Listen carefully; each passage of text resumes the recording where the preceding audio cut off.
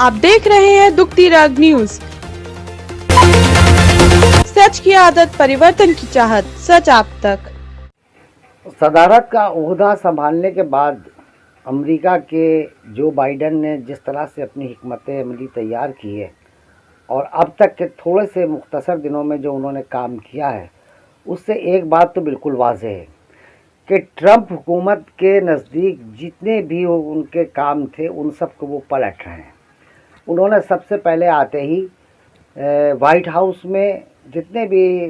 ऐसे लोग थे जो ट्रंप के बहुत ख़ास लोग थे और जिनको ख़ास तौर पर दाएं बाजू के नज़रियात का हामिल समझा जाता था, उन सब को उन्होंने जूते मार मार के बाहर किया। सारे जितने भी वहाँ के की पोस्ट के ऊपर बैठे हुए अफसरान थे, उनमें बहुत से इंडियंस भी थे और वो सब भक्त लोग थे। वो भक्त लोग जिन्होंने वहाँ पर एक प्रोग्राम करवाया था, हालांकि वो प्रोग्राम हमारे आपके पैसे से हुआ था, 100 करोड़ से ज़्यादा उसके ऊपर खर्च हुए थे, जहाँ तक मुझे याद आ रहा है। एक था कि हाउडी मोदी, उसमें हमारा ये 56 इंच का गप्पा गया था। इसने नारा लगाया था कि अब की बार ट्रंप सरकार। हालांकि हुआ कुछ और, जूते पड़ गए और ट्रंप हारा ज़िल्लत के साथ। अच्छा, उसके बाद जो बाइडन ने जो काम किए हैं उनके बारे में हम इसलिए बात नहीं कर पा रहे हैं क्योंकि हमारे मुल्क में खुद किसान आंदोलन इतना ज़्यादा चल रहा है और सारी तवज्जो इसके ऊपर मरकूज़ है। लेकिन एक बात तय है, अब तक के कारकर्दगी से बाइडन की ये बात तो बिल्कुल वाज़ेह हो गई कि वो मानव अधिकारों और क्या नाम है लोकतंत्र यानी इंसानी हुकूक़ की पामाली और जमहूरियत की बहाली, इन दो चीज़ों के ऊपर वो बहुत बुरी तरह से फोकस कर रहा है। आप देखिए, किसान आंदोलन के बारे में जो ट्रंप इंतज़ामिया से वाबस्ता लोग हैं, हालांकि अमेरिका में वो सब बोल रहे हैं और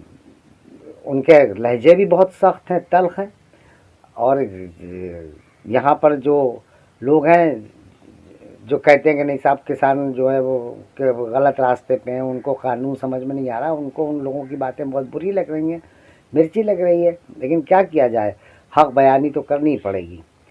लेकिन ये बात तय है कि ट्रंप ने सबसे पहले तो इसराइल का जो प्रेसिडेंट था साबिक वज़ीर आज़म नेतन्याहू, उसने बड़ी बुरी तरह से जूतेकारी की। दूसरी ये कि ट्रंप जो है वो ईरान के बारे में जो ट्रंप के नज़रियात थे, जो पॉलिसी थी जिसमें वो हमेशा ईरान को सज़ा देने की बात करते थे और इसकी शय पर इसराइल के वार प्लेन्स ने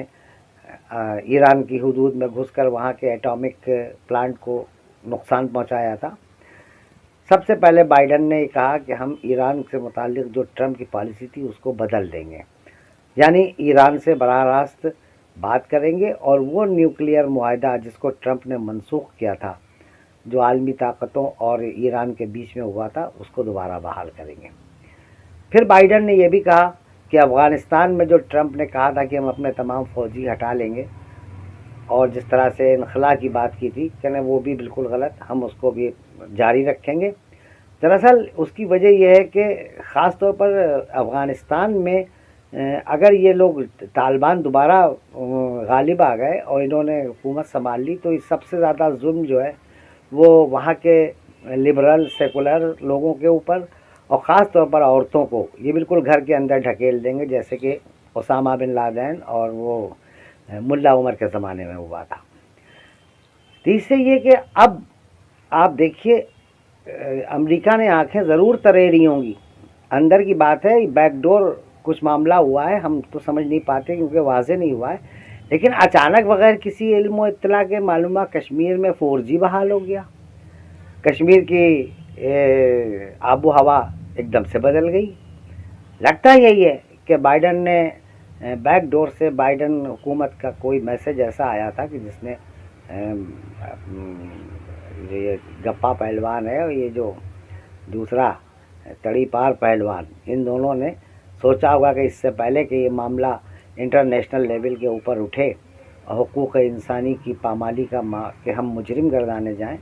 बेहतर होगा کہ ہم کشمیری عوام کو ان کے حقوق کی بحالی کی سمت قدم اٹھائیں۔ بہرحال جو کچھ بھی ہے، بائیڈن کی کارکردگی جہاں تک میں ذاتی طور پر سمجھتا ہوں بہت اچھی ہے، اور ہمیں ایک ایسے آدمی کا تو ہر حال میں خیر مقدم کرنا چاہیے، تائید کرنی چاہیے، حمایت کرنی چاہیے، جو کم سے کم انسانی حقوق اور جمہوری قدروں کی عزت کرتا ہو اور ان کی بحالی کے لیے نہ صرف عزت کرتا ہو بلکہ عملی کوشش بھی کرتا ہو۔